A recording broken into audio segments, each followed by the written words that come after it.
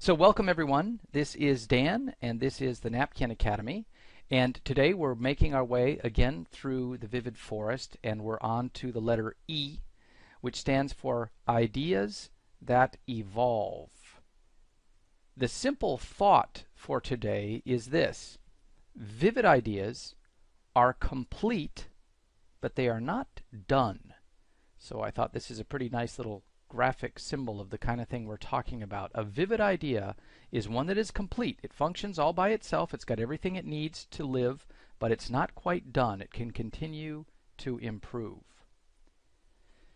The reason why this is important is because we know that often we find ourselves in a world which is very, very busy, and it's hard sometimes to make our ideas stand out. So what we're doing is we're taking a break. We're leaving our busy, noisy world, and we're going to go into this quieter place for a little while, where we have the chance to take our idea, walk it through the 6 steps of the Vivid Forest, and come out with an idea on the other side which is much more clear and much more memorable. The forest is a nice quiet place to take some time and reflect on our idea, but this isn't really what the forest looks like that we're talking about. The forest that we're talking about is more of a tool, where first of course we talked about finding the form of our idea, and then we talked about finding how do we boil it down to just its essentials. And then we talked last week about how to make it recognizable. And that brings us today to E. And E, I like to think of, is how we can take an idea that might look like this. It's all there, but it's not perfect. And then figure out a way to kind of make it a little bit better through incremental improvements until we get something that really is perfect and something we really want to share. Leonardo da Vinci, way back in the year of 1438, he'd drawn out this idea of a parachute, the thought being he was doing some work for an architect who was building a fort and was curious, if you're inside the fort and the fort's being attacked by people and those people make it in, how are you going to be able to get out of the fort without having to have an infinitely long ladder? And of course the idea was, well, would it be possible to make a ladder which was infinite because it was a ladder you carried with you?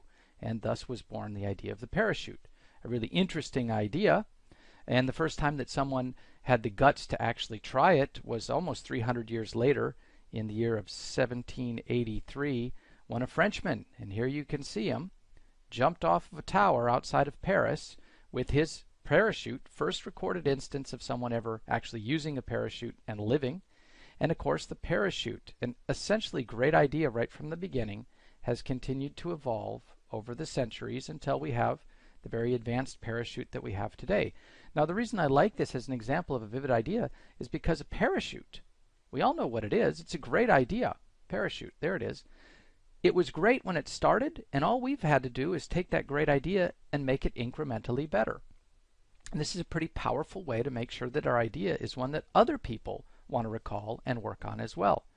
Another way to think about this notion of an idea evolving is if we take an idea and it's broken down into a bunch of pieces and we just throw it at someone. They may want to play with it, but they're certainly not going to be as inspired.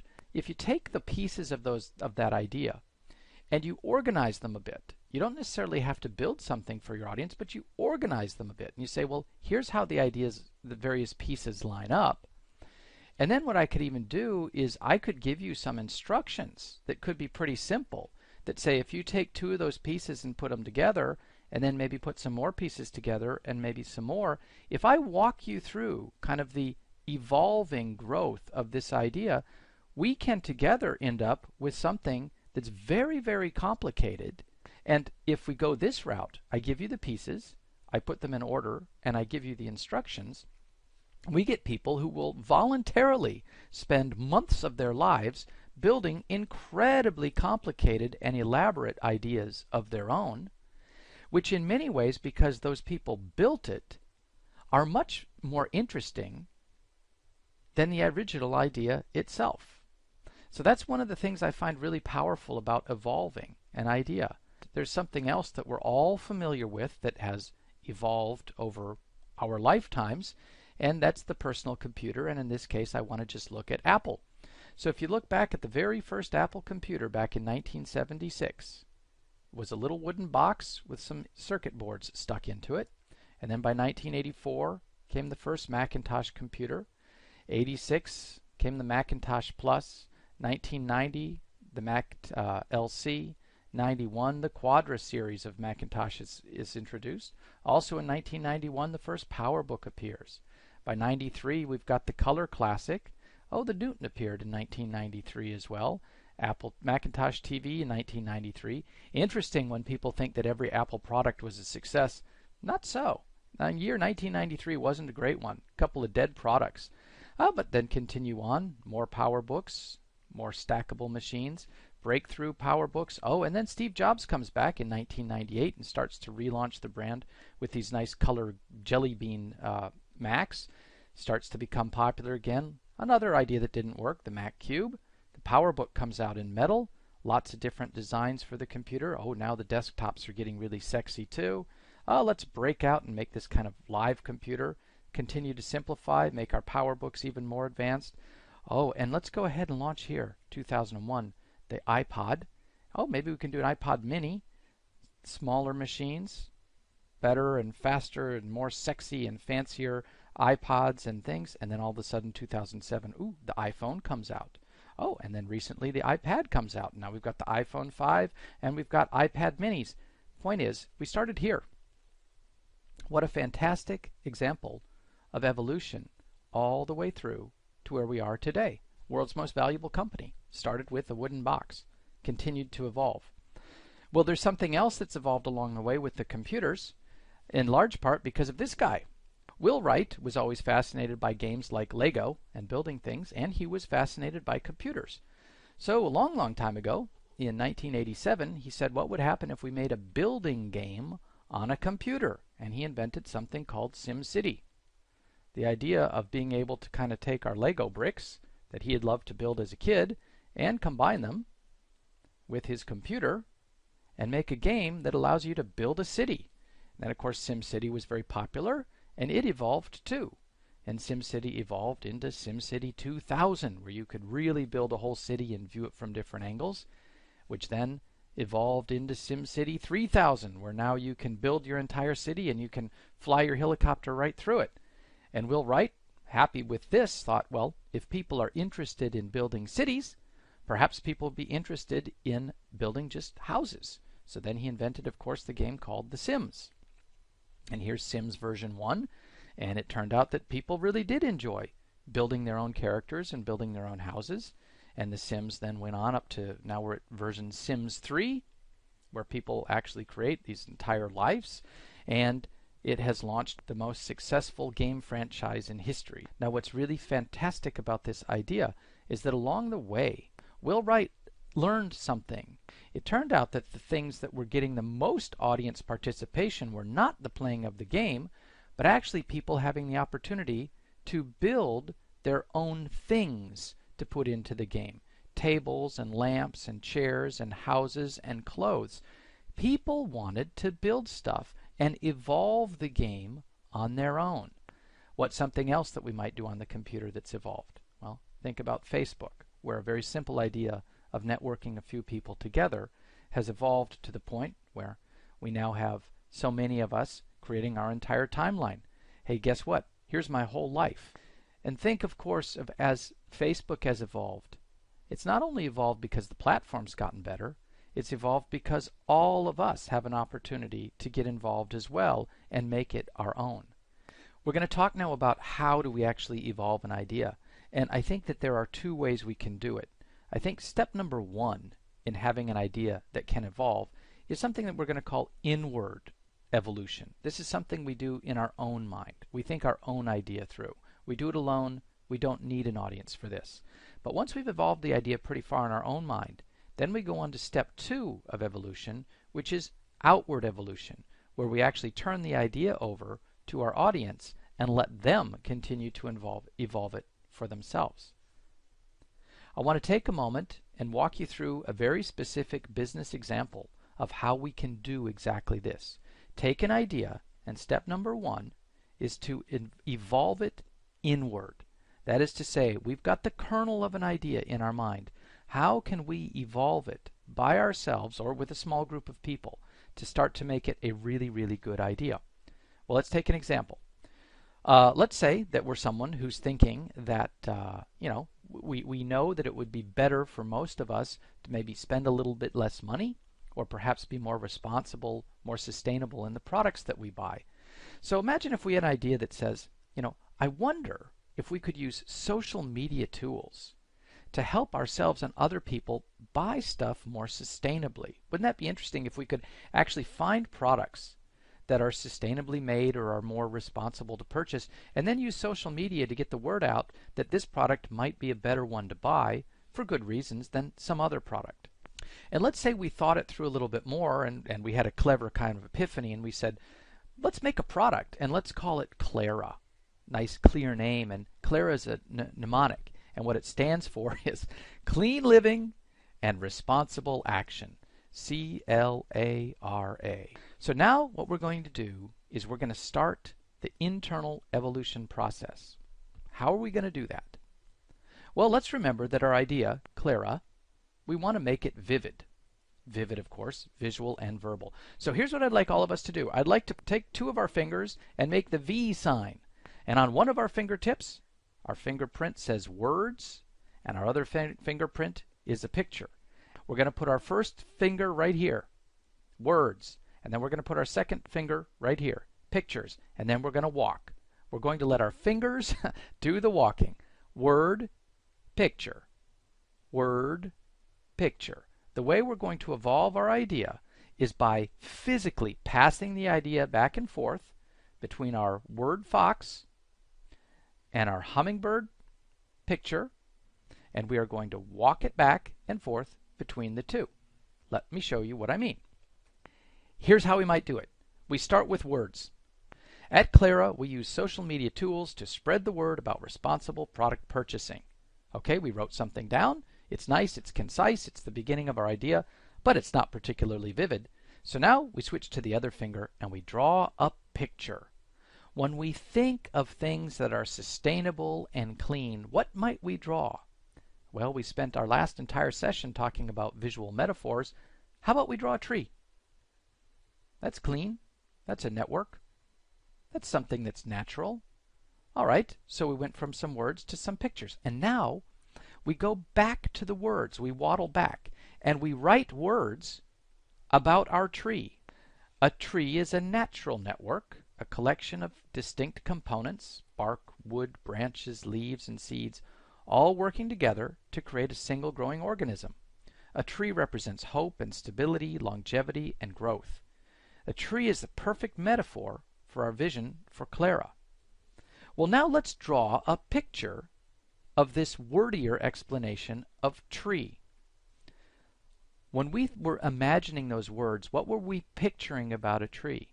Well, a tree, here it is. It's got the trunk, which is its network, and it is this collection of different types of things. It's got the bark. We've got our leaves. There's seeds on there. Oh, it grows in the earth, of course, so there's earth below it. It takes root. That's powerful. It requires resources and nurturing. It requires the sun. It requires rain. It requires care. Now what we've done is we've drawn a picture of the words that we had written. Let's write something about how a tree might be like social media. We could say this: social media is like a tree because a single person is kind of like a seed. Each one of us, we start small, but we're potentially powerful. And as an individual person, with the right care and resources, just like a seed, can become the starting point of an entire forest. And gosh, with the social medias we have available today, Clara, this tool we're going to invent, can help anyone become that seed.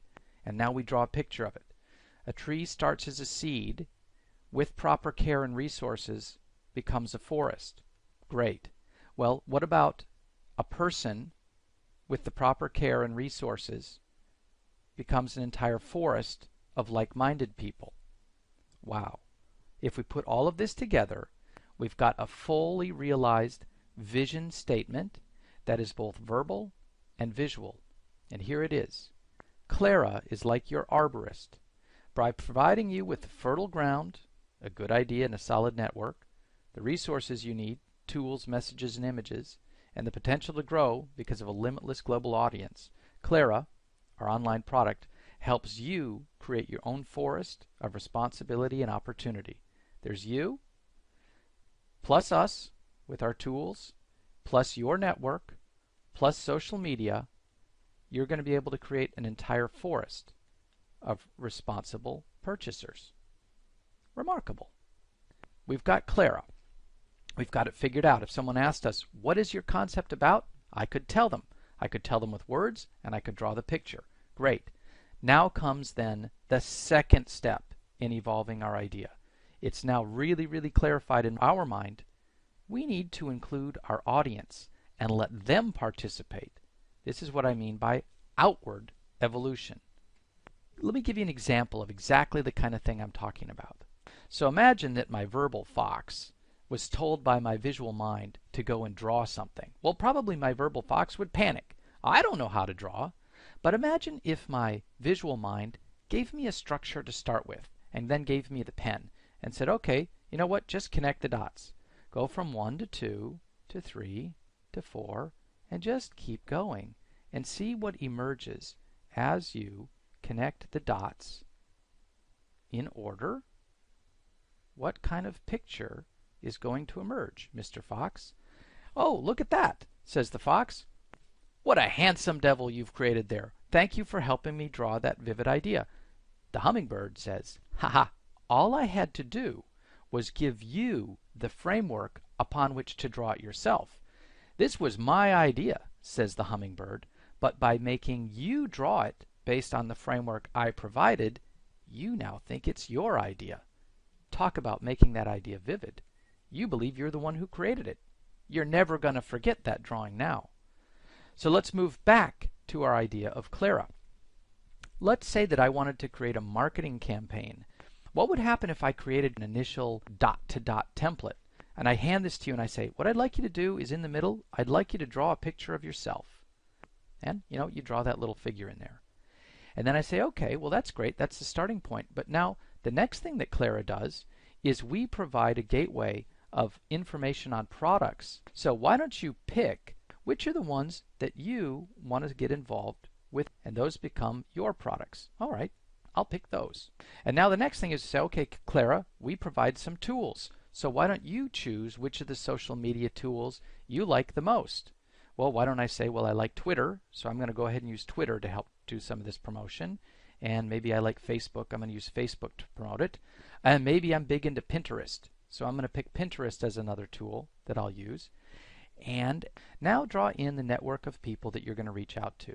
Well, here's my friend Maria, and I'm going to reach out to her. And here's my friend Tom, and I'm going to reach out to him. And here's my friend Cody, and I'm going to reach out to Cody. And here's my friend Daryl, and I'm going to reach out to Daryl. And here's my friend Deb, and I'm going to reach out to Deb. And then Deb's going to reach out to Mary and Bob, and Daryl's going to reach out to Jim and Stephanie, and we're going to fill in this whole network. Now imagine what's happened. Rather than my telling you, here's Clara, participate, what I've done is I've given you an open framework, the kind of the dot to dot, and step by step I've invited you in to making this idea become your own. And then in the end you say, wow, that's my Clara network. I evolved the idea from a basic framework to something that's fully realized. And now we're all invested in it, and we're at the center of this, and we've been able to create an entire forest of people that are aware of these types of products that are good to buy, and then each one of those people can go off and create their own tree. And by the time it's over, we've created this entire forest of clean living and responsible action. So that's the story I wanted to share with you. For anybody who's curious, Clara is not a real product. It's one I made up when I was writing this book, and I thought it just is a really remarkable way to clarify the idea of starting with the seed, evolving it in my own mind, evolving it outward, so that we can make one small idea become very, very big. And that is the power of an evolving idea. One quick little case study, a gentleman named Edwin Land. After Thomas Edison, America's second greatest inventor, 440 plus patents. Edwin Land is probably better known as the guy who invented polarized glasses back in the 1930s. So Edwin Land was often called an early version of Steve Jobs. He was a guy with tremendous vision, and out of that he started to invent things. And he invented cameras, and he invented radar screens, and he invented applications of spy aircraft and satellites, processing systems, binoculars, ways to enhance human vision, microscopes, video cameras, 444 patents altogether. The interesting thing about Edwin Land is the more patents, the more things he invented, the better he got at inventing. And what he realized is the really great way to invent things was to evolve them. Start out with one good idea. How about a camera that the moment you take the picture, it starts to produce the film? First Polaroid camera, 1948. He continued to evolve it and improve it over the years until the 70s, but then something came along. Edwin Land passed away, and not even someone as brilliant as he could have seen the arrival of the digital revolution and digital cameras. And sadly, Polaroid did go out of business in the year 2001. But in the spirit of evolution, the company rose from the ashes, and so what the company did in the year of 2010 is they went out and they hired Lady Gaga to become the new creative director and started to work on Polaroid glasses. That idea hasn't moved forward yet because they're still stumbling along on the technology, but somebody else evolved it differently. Google Glass, the camera glasses that takes a picture and a video of everything that you see. And I thought that was an interesting evolution of an idea, and I think it maybe takes us to this little lesson that says, well, okay, so maybe all evolved ideas aren't really so great. The power of evolution. Evolving an idea, here's the homework that I'd like you to do. I'd like you to practice a little bit of inward evolution of an idea. I'd like you to find a project that you've been working on. You know, it could be a personal project or it could be a business project. And then what I'd like you to do is go through this visual, verbal evolution process twice. Meaning, I would like you to write down a statement about your product, this project that you've been working on. What is it about? Then I'd like you to draw a picture of what you wrote. Then I'd like you to write a description of the picture that you drew, and then draw a more detailed picture of that description, and go all the way through the process so that in the end we end up with a very fine-tuned sort of verbal vision statement of your project combined with a summary visual. So we've actually evolved the idea from whatever we're working on into something that can be clarified simply, verbally, and visually. So that's what your homework's going to be. I look forward to seeing what we can get back. And I just wanted to open up the line today to Deborah. Can you hear me, Deborah? I can hear you, Dan. Okay. So the idea was to find a business idea that made sense to you and then to make a visual metaphor of it. So I went looking around on the web for some ideas, and I found a blog by Neil Patel, who's has several web companies. In that blog, there was a lot of things about dreaming and executing. Different business people over the course of the years have talked about it. There was sort of broken down as the one I liked the best was it's a two-step process. Step one was dream, and step two was execute. And I saw that as being a circular fashion. So I drew some little pictures here of dreaming what you might be doing. And I thought the Napkin Academy pictures and show and tell was a good example. So dream about what you might be doing and how you might present that. And then you go out and execute that. And then you come back and do it again. Very good. So we can dream about our idea. We can imagine what we might want to draw. We go ahead and we draw it. We share it. And then we dream about it again. And what's lovely about this one is, in a way, this is kind of a good way to evolve our idea too, isn't it? By keeping it going around and around in the circle. Lovely, Deborah. Thank you. And, of course, I want to thank all of you. Hey, thank you all for another great lesson. This is Dan signing off from the Napkin Academy. But don't go away. Now on our new platform, you can still submit your homework. Debbie, our community manager, is going to join you right now to show you exactly how to do that. And I really encourage you, do your homework. Okay, take it away, Debbie. See you soon. We hope you enjoyed this Napkin Academy Classic video. We've made it easier than ever to share your homework. After you've completed your homework and have a JPEG or PNG file saved on your computer, come back to this course. Once you're back here, scroll to the bottom of the screen, and in the comments box, you can add a comment. I'm just going to call this one My Homework. You can also add images by clicking on the Insert Edit Image button here. In the source box, click on the file. In the Images window, click on Upload, and then click on Add Files. This is going to take you to your computer where you can search for your images. I'm just going to search for mine in Pictures, and I'm going to choose this image here. You can also add multiple images here. Click Upload. After the upload is complete, click Close. Then scroll down, and you'll see that the last image is here, and it's checked. This is the one we just uploaded. Click Insert. I suggest in the dimensions box you change the maximum to 1200 pixels and leave the constrained proportions box checked. You can also add an image description here if you'd like. Click OK. You'll see that your image has been added to your comment. And now the last step, the most important one, make sure that you click the green comment button here to upload your homework to the Napkin Academy. We hope to see your homework soon.